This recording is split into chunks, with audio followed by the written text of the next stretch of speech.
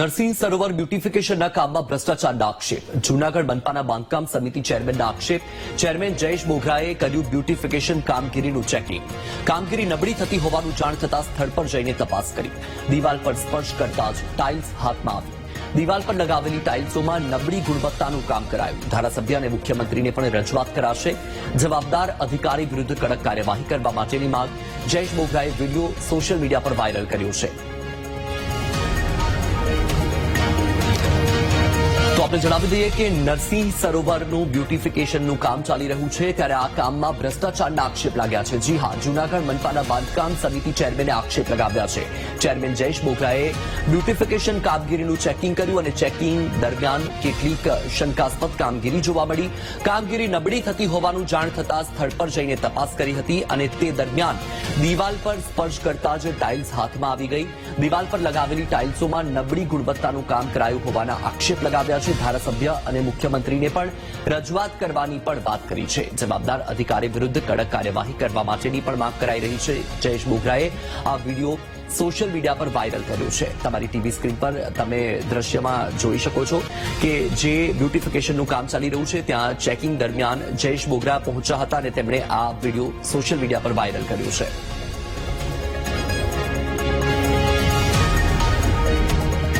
નરસિંહ મહેતા તળાવનું જે બ્યુટિફિકેશનનું કામ ચાલી રહ્યું છે ત્યાં સ્થળ તપાસ કરવા માટે હું ગયેલ અને ત્યાં જઈ અને જોતા મને એવું લાગ્યું કે ભાઈ જે દિવાલો ઉપર જે ટાઇલ્સ લગાવેલી છે, જે દિવાલો બનાવેલી છે એ ખૂબ જ નબળી ગુણવત્તાનું કામ થયેલ છે.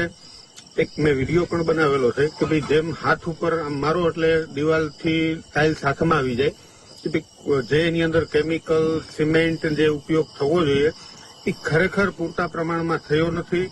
હવે આ અધિકારીઓ જે એની ઉપર છે એ લોકોએ કઈ રીતે કરાવેલું છે, આટલું નબળું કામ શું કામ કરાવેલું છે, આમની તપાસની હું પણ ઉપર માંગણી કરીશ અને આમાં જે તે અધિકારી જે કાંઈ સંડોવાયેલા હોય એમની ઉપર કડકમાં કડક પગલાં લેવાય. આ માંગણી સાથે હું સીએમઓ, એમએલએ સાહેબ આમને બધાને રજૂઆત કરીશ કે આટલું નબળું કામ હું નહીં ચલાવું.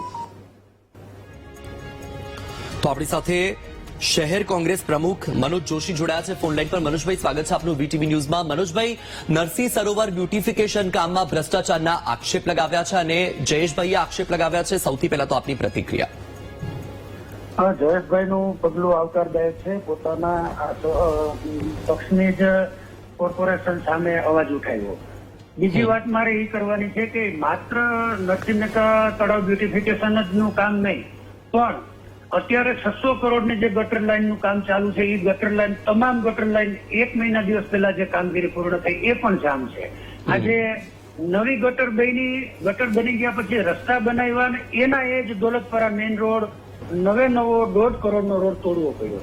તો આ પૈસા કોના ખીચામાંથી વસૂલ કરવાના? બીજી વાત, આજે ભલે ભાઈ જયેશભાઈનું પગલું આવકારદાયક છે, પરંતુ આમાં સીએમઓ સુધી જવાની ક્યાં જરૂર છે? આજે જયેશભાઈ બોઘરા પોતે બાંધકામ સમિતિના ચેરમેન છે.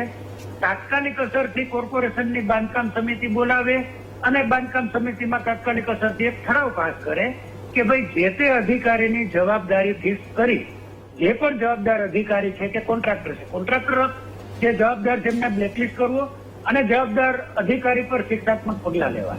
આમાં રાજ્ય સરકાર સુધી જવાની જરૂર નથી. કોર્પોરેશન એક સ્વાયત્ત સંસ્થા છે. મોટા ભાગે આમાં રાજ્ય સરકાર ઇન્ટરફેર નથી કરતી. તમને જ ફૂલ ઓથોરિટી આપી દીધી, તમને એમના ચેરમેન બનાવી દીધા છે. અચ્છા મનોજભાઈ, જો ભ્રષ્ટાચાર થઈ રહ્યો છે તો તમને શું લાગી રહ્યું છે કે માત્ર ને માત્ર કોન્ટ્રાક્ટર જવાબદાર છે કે સાથે કોઈની મિલીભગત પણ છે? બધા કોન્ટ્રાક્ટર જવાબદાર.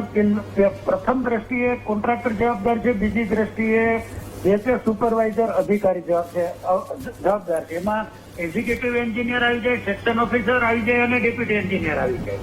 કે તમે આવડું મોટું 60 કરોડ જેવી માતબર રકમનું કામ ચાલતું હોય અને તમે ત્યાં એનું મોનિટરિંગ પણ ન કરો. આજે એક તળાવ બ્યુટિફિકેશનની વાત નથી, આજે ગટરના પાણીની પાઇપલાઇનમાં મિક્સ થાય છે. પાણીની પાઇપલાઇન તૂટે, એમાં ગટરનું લીકેજ પાણી એ પાઇપલાઇનમાં પસાર થાય અને લોકોના ઘરમાં સ્વાસ્થ્યને નુકસાન કરે એવું ગંદુ પાણી અત્યારે આવે છે. આવા પણ દાખલા છે.